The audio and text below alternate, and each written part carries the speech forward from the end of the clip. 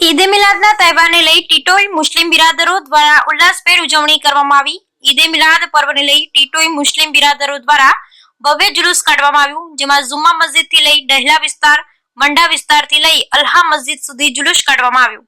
આ જુલુસમાં મુસ્લિમ બિરાદરો નાના નાના ભૂલકાઓ મોહમ્મદ સાહેબના ગુણગાનથી ઝૂમી ઉઠ્યા હતા। મોહમ્મદ સાહેબના જન્મદિવસ નિમિત્તે ગલી મોહલ્લા કસ્બામાં ન્યાઝનો પ્રોગ્રામ રાખવામાં આવ્યો હતો। ટીટોઈના મુસ્લિમ બિરાદરો આ ભવ્ય જુલુસમાં અમન શાંતિની દુઆઓ કરી હતી। ઈદ એ મિલાદ પર્વને લઈ અસંખ્ય મુસ્લિમ બિરાદરો જુલુસમાં જોડાયા હતા।